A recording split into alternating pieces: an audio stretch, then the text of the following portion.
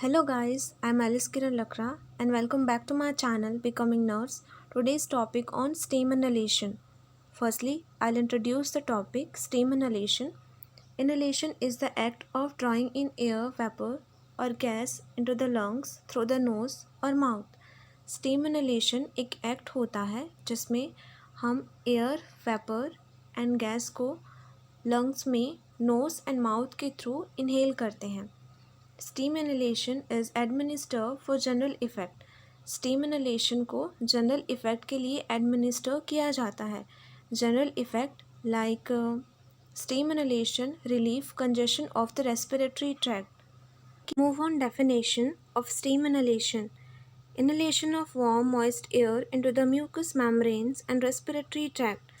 Warm moist air को mucous membrane and respiratory tract में inhale करना steam inhalation कहलाता है.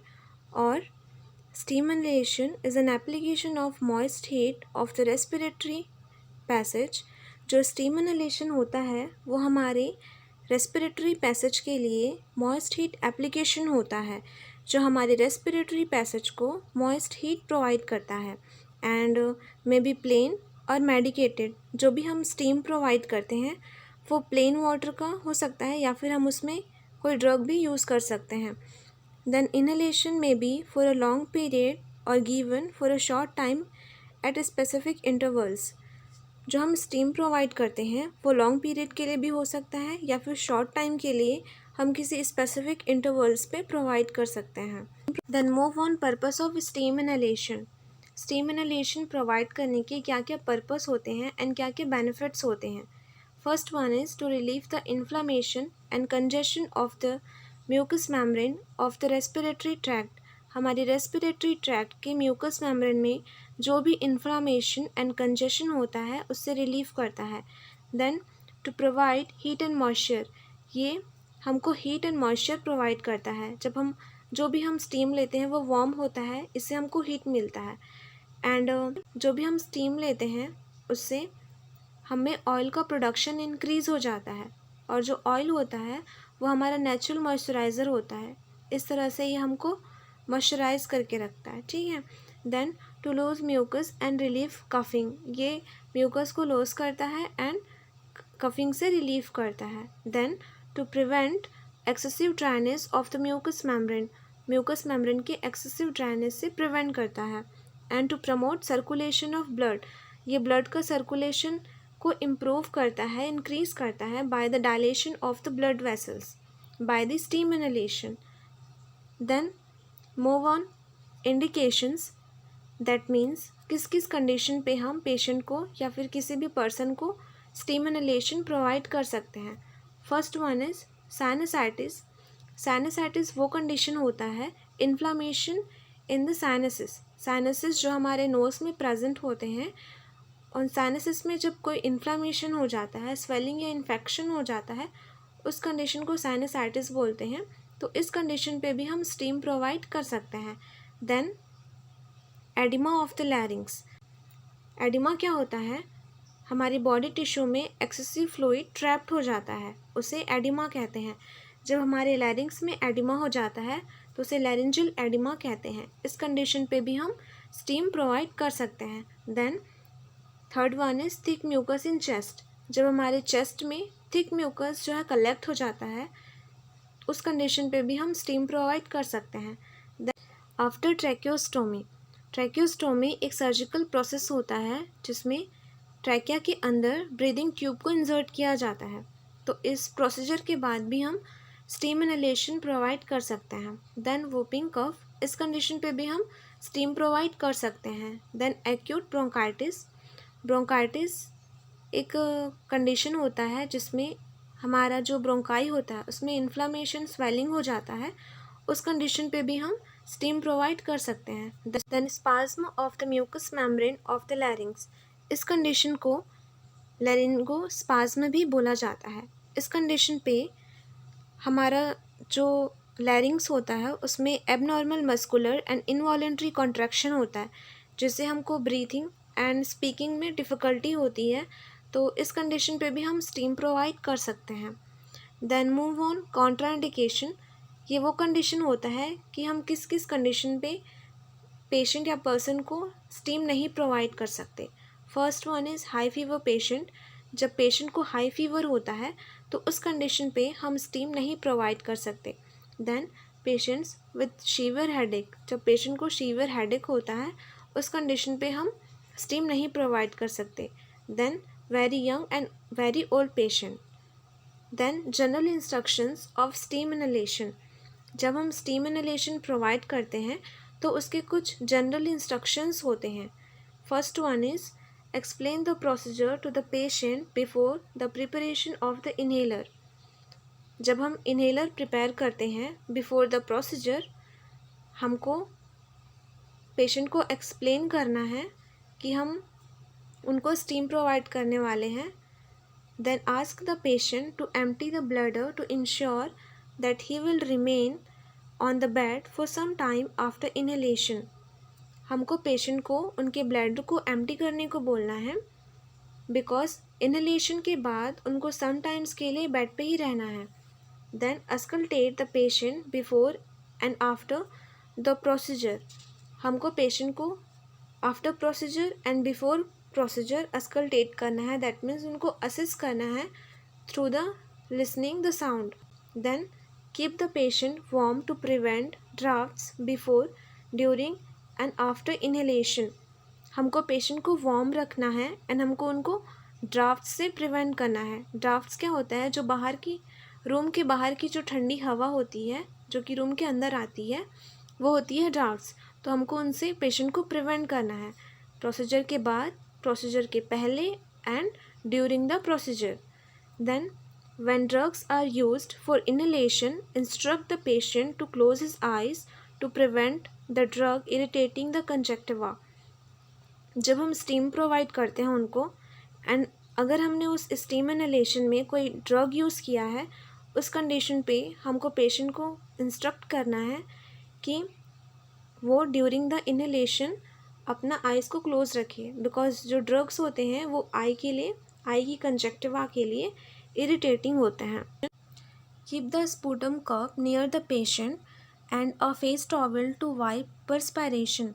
हमको पेशेंट के पास एक स्पूटम कप रखना है एंड एक फेस टॉवल, ताकि जो भी परस्पायरेशन है, सिक्रीशन है, वो वाइप कर सके। Then effective steam inhalation should be at least for 15 to 20 minutes. अगर हमको स्टीम इनहेलेशन, हम चाहते हैं कि हम जो स्टीम इनहेलेशन प्रोवाइड कर रहे हैं वो इफ़ेक्टिव रहे, तो हमको 15 to 20 मिनट्स के लिए उनको स्टीम प्रोवाइड करना है। Then preliminary assessment. Steam inhalation provide करने से पहले हमको उससे पहले कुछ कुछ असेसमेंट करने की ज़रूरत होती है। First one is check doctor order sheet for any specific instructions. हमको सबसे पहले डॉक्टर ऑर्डर शीट चेक करना है। अगर हमको उन्होंने कोई स्पेसिफिक इंस्ट्रक्शंस दिया है तो उसके अकॉर्डिंग हमको स्टीम इनहेलेशन प्रोवाइड करना है। Then check general condition and diagnosis of the patient. हमको पेशेंट का जनरल कंडीशन चेक करना है एंड पेशेंट का डायग्नोसिस चेक करना है। अगर पेशेंट को फीवर है तो हमको पेशेंट को स्टीम नहीं प्रोवाइड करना है। Then check self care ability to follow instructions. हमको चेक करना है कि पेशेंट का सेल्फ केयर एबिलिटी कितना है, कि वो हमारे इंस्ट्रक्शंस को फॉलो कर रहा है या फिर नहीं। Then check type, duration and medication of inhalation. हमको चेक करना है कि हमको किस टाइप का इनहेलेशन प्रोवाइड करना है एंड कितने टाइम के लिए इनहेलेशन प्रोवाइड करना है एंड इनहेलेशन में कौन सा मेडिकेशन यूज़ करना है। Then check articles available in the unit. हमको चेक करना है कि जो भी आर्टिकल्स हमको स्टीम इनहेलेशन में चाहिए वो हमारे यूनिट में प्रेजेंट है या फिर नहीं। एंड जो भी हम प्रोसीजर करते हैं वो विदाउट डॉक्टर ऑर्डर हम कभी नहीं करते, और जो भी ऑर्डर होता है वो रिटर्न में होना चाहिए, तभी हम वो प्रोसीजर करते हैं। Then articles of steam inhalation. जब हम स्टीम इनहेलेशन प्रोवाइड करते हैं तो कौन कौन से आर्टिकल्स की हमको नीड होती है। नेल्सन्स इनहेलर, इसका यूज़ हम इनहेलेशन प्रोवाइड करने के लिए करते हैं। A bowl with tissue paper and gauze piece to wipe the secretion wipe करने के लिए यूज़ किया जाता है। स्पूटम मग का use to collect cough and secretion. जो भी कफ एंड सिक्रेशन होते हैं उसको कलेक्ट करने के लिए स्पूटम मग का यूज़ करते हैं। A spout of inhaler is plugged with a cotton swab. हम कॉटन स्वैब की हेल्प से इनहेलर के स्पॉट को प्लग करके रखते हैं ताकि स्टीम जो है वो लॉस ना हो, स्टीम लॉस को प्रिवेंट करने के लिए करते हैं। Then ounce glass to measure the drug को मेज़र करने के लिए ओन्स ग्लास का यूज़ करते हैं। Spirit in a bottle and swab sticks, इसका यूज़ हम इनहेलर को before and after use clean करने के लिए करते हैं। देन अ टॉवेल का यूज़ हम फेस को वाइप करने के लिए करते हैं। Then a kettle with boiled water to prepare the solution, हम सोल्यूशन प्रिपेयर करने के लिए एक किटली में बॉयल वाटर लेते हैं ताकि हम इनहेलेशन प्रोवाइड कर सकें। Then an extra blanket and sheet to cover the patient to prevent the loss of steam. Then cardiac table का यूज़ हम पेशेंट को कंफर्टेबल पोजीशन प्रोवाइड करने के लिए करते हैं। Then paper bag to discard dry waste material. Then move on steps of procedure, हमको steam कैसे प्रोवाइड करना है उसका step by step procedure. First one is explain procedure to the patient. हमको सबसे पहले पेशेंट को एक्सप्लेन करना है प्रोसीजर कि हम उनको स्टीम इनहेलेशन प्रोवाइड कर रहे हैं। अगर उससे स्टीम इनहेलेशन से रिलेटेड कोई भी डाउट्स हैं उनका, तो हमको एज अ नर्स उनके सारे डाउट्स को क्लियर करना है। देन वॉश हैंड्स, हमको हैंड वॉश करना है। Offer a bed pan to the patient if needed, हमको ऑफ़र करना है बेड पान अगर पेशेंट को नीड है कि अगर वो अपना ब्लडर एम्प्टी करना चाहते हैं तो हम उनको बेड पान ऑफ़र करेंगे। Then place him in a sitting position, then हम पेशेंट को सिटिंग पोजिशन प्रोवाइड करेंगे ताकि वो कंफर्टेबली स्टीम ले सके। Then put off fan and cover the patient with a bed sheet और अवॉइड चिल्स और ड्राफ्ट्स इनटू द रूम, हमको रूम के सारे फैंस ऑफ करने हैं एंड पेशेंट को बेडशीट की हेल्प से कवर करके रखना है, उनको ठंडी हवा से प्रिवेंट करने के लिए। Bring the prepared inhaler to the bed side, जो इनहेलर प्रिपेयर किए हैं उसे बेड साइड ला के रखना है। इनहेलर में हम सिंपली बॉयल वाटर लेते हैं एंड उसमें अगर हमको डॉक्टर ने ऑर्डर किया है कोई सा ड्रग यूज़ करने के लिए तो हम उसमें वो ऐड करते हैं। Then place the inhaler on the cardiac table, adjust it to the avoid spilling and it comfortable for the patient। हमको जो भी हमने इनहेलर प्रिपेयर किया है उसको कार्डियक टेबल पे रखना है और अच्छे से एडजस्ट करके रखना है कि वो पेशेंट के लिए कंफर्टेबल हो, कि वो आसानी से स्टीम ले सके।